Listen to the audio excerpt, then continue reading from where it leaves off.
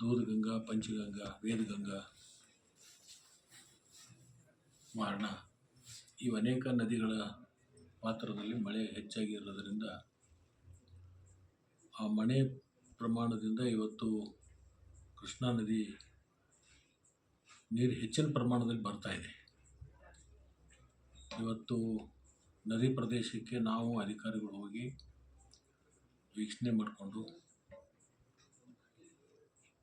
ಮತ್ತು ಮುಂದಿನ ದಿನಮಾನದಲ್ಲಿ ಏನಾದರೂ ನೀರು ಹೆಚ್ಚಾದರೆ ಏನು ಮಾಡಬೇಕು ಅಂತಕ್ಕಂಥ ಚರ್ಚೆಯನ್ನು ಇವತ್ತು ಅಧಿಕಾರಿಗಳ ಜೊತೆಗೆ ನಾವು ಮಾಡಿದ್ದೀವಿ. ಈಗ ಬಂದಿರತಕ್ಕಂಥ ನದಿ ಪ್ರತಿ ವರ್ಷ ಬರ್ತಕ್ಕಂಥ ಸಹಜವಾಗಿರ್ತಕ್ಕಂಥ ಒಂದು ನದಿ ನೀರಿನ ಪ್ರಮಾಣ ನಮಗೆ ಪ್ರತಿ ದಿವಸ 3 ಲಕ್ಷ ಕ್ಯೂಸೆಕ್ಸ್ಗಿಂತ ಹೆಚ್ಚಿಗೆ ಬಂದಂಥ ಸಂದರ್ಭದಲ್ಲಿ ನಮಗೆ ಸಣ್ಣ ಪುಟ್ಟ ತೊಂದರೆಗಳಾಗಲಿಕ್ಕೆ ಪ್ರಾರಂಭ ಆಗುತ್ತೆ. ಇವತ್ತು 2,50,000ವರೆಗೆ ಕ್ಯೂಸೆಕ್ಸ್ ನೀರು ಬರ್ತಾಯಿದೆ. ಕೊಯ್ನಾ ನದಿಯಿಂದ ಬರ್ತಕ್ಕಂಥ ನೀರು ಜಾಸ್ತಿ ಪ್ರಮಾಣದಲ್ಲಿ ಬಿಟ್ಟಿದ್ದರು. ಅದು 80,000ದಿಂದ 90,000 ಕ್ಯೂಸೆಕ್ಸ್ವರೆಗೆ ಬಿಟ್ಟಿದ್ದರು. ನಿನ್ನೆಯಿಂದ ಅದನ್ನು ನಿಲ್ಲಿಸಿದ್ದಾರೆ. ಡಿಸ್ಚಾರ್ಜ್ ಅಲ್ಲಿಂದ ಕೇವಲ 2,500 ಕ್ಯೂಸೆಕ್ಸ್ ಇದೆ. ಅದು 80ರಿಂದ 90,000ವರೆಗೆ ಏನು ಬಿಟ್ಟಿದ್ದರು, ಅದರಿಂದ ಸ್ವಲ್ಪ ನೀರಿನ ಪ್ರಮಾಣ ಹೆಚ್ಚಾಗಿತ್ತು. ಈಗ ಮಹಾರಾಷ್ಟ್ರದಲ್ಲಿ ನದಿ ಇಳಿಮುಖ ಪ್ರಾರಂಭ ಆಗಿದೆ. ಸಾಂಗ್ಲಿಯಲ್ಲಿ ಸುಮಾರು ಒಂದು 4-5 ಅಡಿ ನೀರು ಕೆಳಗಡೆ ಬಂದಿದೆ. ಗಡಿ ಭಾಗದಲ್ಲೂ ಕೂಡ ಇವತ್ತು ಮಹಾರಾಷ್ಟ್ರ ಕರ್ನಾಟಕದ ಗಡಿ ಭಾಗದ ಜೋಗುಳ ಗ್ರಾಮಗಳ ಕಡೆಯೂ ಕೂಡ ಇವತ್ತು ಇಳಿಮುಖ ಪ್ರಾರಂಭ ಆಗಿದೆ. ನಾಳೆ ಅಥವಾ ನಾಡಿದ್ದು ಇಲ್ಲಿನೂ ಕೂಡ ಇಳಿಮುಖ ಪ್ರಾರಂಭ ಆಗ್ಬೋದು ಅಂತಕ್ಕಂಥ ನಿರೀಕ್ಷೆ ಒಳಗಿದ್ದೀವಿ ನಾವು. ಈಗಿರ್ತಕ್ಕಂಥ ಪರಿಸ್ಥಿತಿಯಲ್ಲಿ ಯಾವುದೇ ಜನರಿಗೆ ತೊಂದರೆ ಆಗೋದಿಲ್ಲ ಅಂತಕ್ಕಂಥ ಒಂದು ವಿಚಾರವನ್ನು ಅಧಿಕಾರಿಗಳ ಮುಖಾಂತರ ನಾವು ಇವತ್ತು ಪಡ್ಕೊಂಡಿದ್ದೀವಿ. ನಾನು ಕೂಡ ದರೂರಿಗೆ ಹತ್ರ ಹೋಗಿ ಅಲ್ಲಿ ನೀರಿನ ನೋಡಿದ್ರೆ ಪ್ರತಿ ವರ್ಷ ಇಷ್ಟು ನೀರು ಸಹಜವಾಗಿ ಬರ್ತಿದೆ. ಇನ್ನೂ 4-6 ಫೂಟ್ ನೀರು ಎತ್ತರ ಬಂದರೂ ಸಹಿತ ಯಾವುದೇ ಥರದ ತೊಂದರೆ ಆಗೋದಿಲ್ಲ. ಮತ್ತು ಪ್ರತಿ ವರ್ಷ ನದಿ ಬರಬೇಕಾಗ್ತದೆ.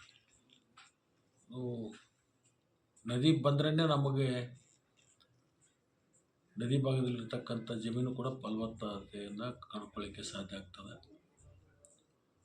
ಮತ್ತು ನಮಗೊಂದು ಆತಂಕ ಇತ್ತು, ಇಲ್ಲಿವರೆಗೆ ನದಿನೇ ಬಂದಿರಲಿಲ್ಲ, ಸ್ವಲ್ಪ ಪ್ರಮಾಣದಲ್ಲಿ ಬಂದಿತ್ತು, ಈಗ ಬಂದಿದೆ. ಇನ್ನೂ 1-2 ಸಲ ಬಂದ್ರೂ ಕೂಡ ಇದರದ್ದು ನಮಗೆ ಲಾಭ ಜಾಸ್ತಿ ಇದೆ. ಕಾರಣ ಏನಂದರೆ ಬೇಸಿಗೆ ಸಂದರ್ಭದಲ್ಲಿ ಕೃಷ್ಣಾ ನದಿಗೆ ನೀರಿನ ಕೊರತೆ ಆಗೋದಿಲ್ಲ ಅಂತಕ್ಕಂಥ ಒಂದು ಮನವರಿಕೆ ನಮಗೆಲ್ಲರಿಗೂ ಇದೆ. ಬೇಸಿಗೆ ಕಾಲದಲ್ಲಿ ಯಾಕಂದರೆ ನದಿ ಬರದೇ ಹೋದರೆ ಬೇಸಿಗೆ ಕಾಲದಲ್ಲಿ ನೀರಿನ ಒಂದು ಕೊರತೆ ನಮಗೆ ಆಗಿ ಲಕ್ಷಾಂತರ ಎಕರೆ ಬೆಳೆ ಹಾನಿ ಆಗ್ತಕ್ಕಂಥದ್ದು ನಮಗೆ ಸಂದರ್ಭಗಳನ್ನು ನಾವು ಭಾಳ ದಿವಸದ ಕಡೆ ನಾವು ನೋಡಿದ್ದೀವಿ. ಈಗ ಬಂದಿರತಕ್ಕಂಥದ್ದು ಪ್ರತಿ ವರ್ಷ ಏನು ಬರ್ತದೋ ಅಷ್ಟು ಬಂದಿದೆ.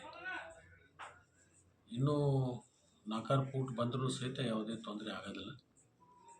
ಆದ್ರೂ ಕೂಡ ನದಿ ಹೆಚ್ಚು ಬಂದರೆ ಮುಂದಿನ ದಿನಮಾನದಲ್ಲಿ ಅದಕ್ಕೆ ಪೂರ್ವ ಸಿದ್ಧತೆ ಏನೇನು ಮಾಡ್ಕೋಬೇಕು ಅದರ ಸಿದ್ಧತೆ ಕೂಡ ನಾವು ಮಾಡ್ಕೊಂಡಿದ್ದೀವಿ. ಯಾಕಂದ್ರೆ ನಮ್ಮ ಅಧಿಕಾರಿಗಳಿಗೆ ಪ್ರತಿ ವರ್ಷ ಇದರದ ಪ್ರಾಕ್ಟೀಸ್ ಇರೋದರಿಂದ ಮತ್ತು ಅವರಿಗೆಲ್ಲರೂ ಕೂಡ ಏನು ಮಾಡಬೇಕು ಏನು ಮಾಡಬಾರ್ದು ಅನ್ನೋವಂಥದ್ದು ಸಂಪೂರ್ಣ ಅವರಿಗೆ ಒಂದು ಅರಿವಿರುವುದರಿಂದ ಯಾವುದೇ ಥರದ ತೊಂದರೆ ಆಗೋದಿಲ್ಲ.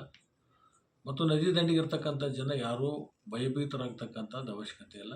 ನಾವೆಲ್ಲ ಸಿದ್ಧತೆಯನ್ನು ಮಾಡ್ಕೊಂಡಿದ್ದೀವಿ. ಮುಂದಿನ ದಿನಮಾನದಲ್ಲಿ ನದಿ ಹೆಚ್ಚು ಬಂದರೆ ಅವರೆಲ್ಲರನ್ನೂ ಕೂಡ ಸುರಕ್ಷಿತವಾಗಿರ್ತಕ್ಕಂಥ ಸ್ಥಳಗಳಿಗೆ ಒಯ್ತಕ್ಕಂಥದ್ದು ಇರ್ಬೋದು. ಅವರಿಗೆ ಅಲ್ಲಿ ಹೋದ್ಮೇಲೆ ಕಾಳಜಿ ಕೇಂದ್ರಗಳಿಗೆ ಮತ್ತು ಅಲ್ಲಿ ಏನು ಊಟ ಉಪಚಾರ ಏನು ಮಾಡಬೇಕು ಅದನ್ನೆಲ್ಲ ಕೂಡ ಮಾಡ್ತೀವಿ. ಈಗಿರ್ತಕ್ಕಂಥ ಪರಿಸ್ಥಿತಿಯಲ್ಲಿ ಸಾಮಾನ್ಯ ಸ್ಥಿತಿಯಲ್ಲಿ ನದಿ ಇದೆ ಅಂತಕ್ಕಂಥದ್ದು ನಮಗೆ ಮನವರಿಕೆ ಆಗಿದೆ.